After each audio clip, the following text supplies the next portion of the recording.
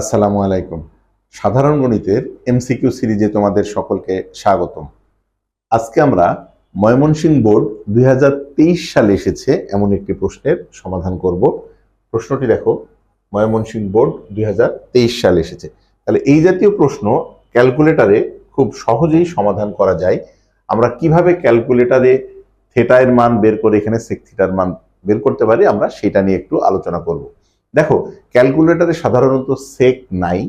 ক্যালকুলেটরে দেখবা সাইন, কস এবং ট্যান এই তিনটা অপশন আছে। তাহলে সেক মানে আমরা জানি 1/cos।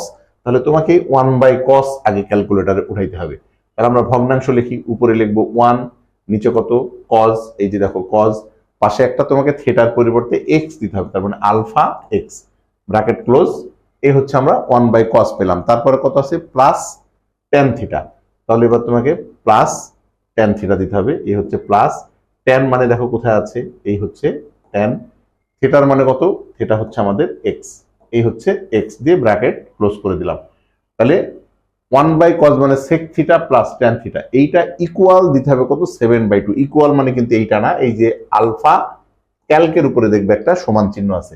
তাহলে এইটার মান কত, 7/2। তার মানে তোমাকে ভগ্নাংশ নিয়ে আসতে হবে, উপরে 7 আর নিচে কত, 2। দেখো, এইটা যদি তুমি এখন সলভ করো, সলভ করলে এখান থেকে তুমি একটা এক্স এর মান পাবা, মানে থিটার মান পাবা। ওই মানটা আমাদের এখানে বসিয়ে দিতে হবে। তাহলে এইটাকে আমরা শিফট সলভ, এই যে একটা মান পেলাম, এটা তুমি সমান চিহ্ন দিবা। সমান চিহ্ন দিলে তুমি এক্স এর একটা মান পেয়ে গেলা। এই মানটা তোমার ক্যালকুলেটরে অটো সেভ থাকবে। এখন তুমি এইখানের মানটা বসাও। সেক থিটা মানে কত, সেক তো নাই, তাহলে 1/cos। তাহলে এই হচ্ছে ভগ্নাংশ, উপরে হচ্ছে তোমার 1 আর নিচে হচ্ছে cos। দেখো cos আছে, এই যে cos, x বসাবা। x মানে কি, আমরা যে অ্যানসারটা পেয়েছি সেই অ্যানসারটা। তাহলে এখানে আমরা এবার অ্যানসার দিই, এই যে অ্যানসার দিয়ে আমরা ব্র্যাকেট ক্লোজ করে দিলাম। ব্র্যাকেট ক্লোজ করে দিয়ে যদি তুমি এখন এইটার ইকুয়াল কত হয়েছে এটা জানতে চাও, তাহলে তুমি মানটা পেয়ে যাবা। এই দেখো, ইকুয়াল চাপ দিলাম আমরা, উপরে 53, নিচে 28। 53 ডিভাইডেড বাই 28। তাহলে এইটার সঠিক উত্তর হচ্ছে আমাদের এই যে এটা 53 বা 28। এটা হচ্ছে আমাদের সঠিক উত্তর। তাহলে এই জাতীয় ত্রিকোণমিতিক রাশির আমরা খুব সহজেই সমাধান করে আমরা এখান থেকে থিটার মানটা বের করে এখানে থিটার মান বসাই দিই, তাহলে খুব সহজেই আমরা মানগুলা পেয়ে যাব।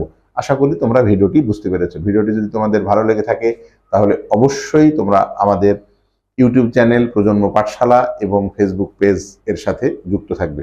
আল্লাহ হাফেজ।